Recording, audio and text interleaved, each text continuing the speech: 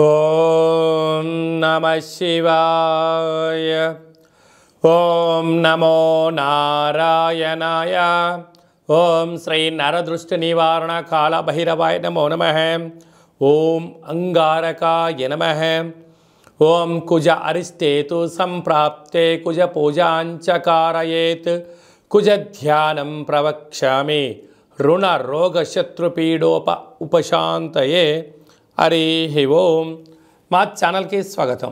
చూస్తున్న వీక్షకులకు ప్రేక్షకులకు ప్రియ కాళభైరవ భగవద్బంతులకి స్వాగతం పలుకుతూ మమ్మల్ని ఎంతగానో ఆదరిస్తూ ఉండబడినటువంటి ప్రియ సోదర సోదరీమణులకు జ్యోతిష్య అభిమానులకు సనాతన ధర్మ సంరక్షకుల అందరిపైనను కుజ భగవానుడి యొక్క ఆశీస్సులు ఉండాలని కోరుకుందాం. 6/2/2024 నుండి 15/3/2024 వరకు మకర రాశిలో కుజ భగవానుడి యొక్క సంచార స్థితి ఉండబోతుంది. లగ్నం నుండి కానీ రాశి నుండి కానీ 1, 2, 4, 7, 8, 12 స్థానాల్లో కుజుడు సంచారం చేసినప్పుడు కుజదోషంగా పరిగణించడం జరుగుతుంది. కనుక ఎవరిపైనను కుజుడి యొక్క ప్రభావం అంత తీవ్రంగా ఉండకుండా అందరినీ చల్లని చూపులతో ఆయురారోగ్యాలుగా చూడాలని మనసారా కోరుకుంటూ వీడియోలోకి వెళ్దాం.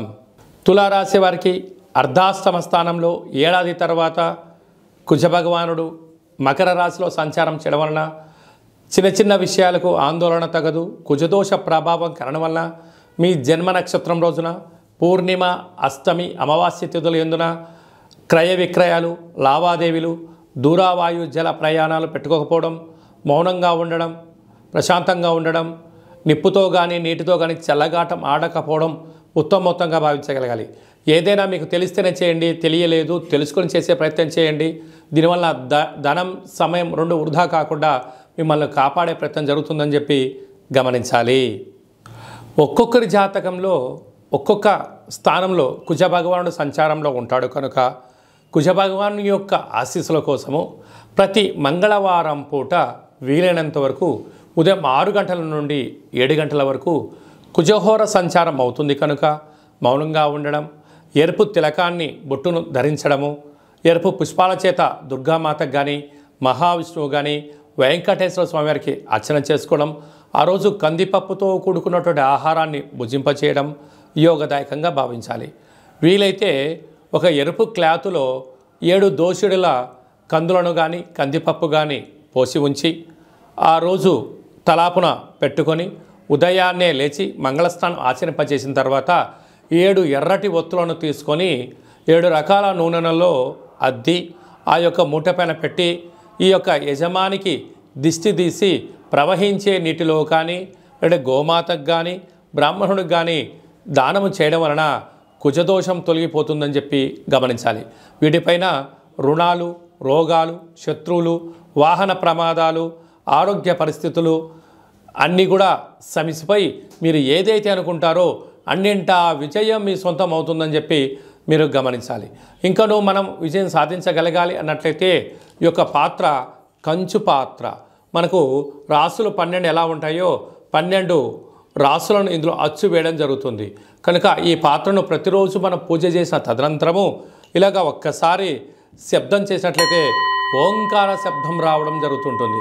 ఈ యొక్క ఓంకార శబ్దం ద్వారా ఓం కాళభైరవాయ నమః,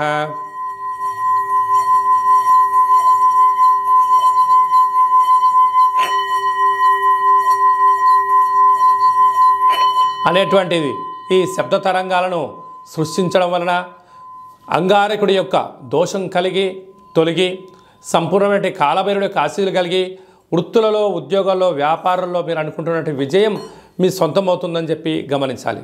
అలాగే మీ వ్యక్తిగత జాతకం తెలుసుకోవాలనుకుంటున్నారా? మీరు పుట్టినటువంటి తేదీ, నెల, సమయం, సంవత్సరము రాసి పంపించినట్లయితే 100 సంవత్సరాల జాతకాన్ని రాసి పంపించి మీరు పుట్టినప్పుడు గ్రహ గమనాలు ఎలా ఉన్నాయి, ప్రస్తుతం ఎలా ఉన్నాయి, రాబోయే కాలం ఎలా ఉండబోతున్నాయో సవివరంగా సంపూర్ణంగా తెలియజేయడం జరుగుతుంది.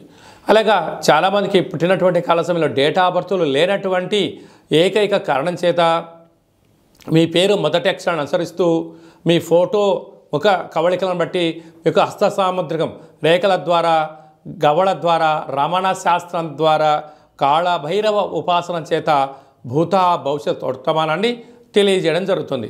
కనుక ఈ కింది నెంబర్ను సంప్రదించి అపాయింట్మెంట్ తీసుకొని సంప్రదించగలరు.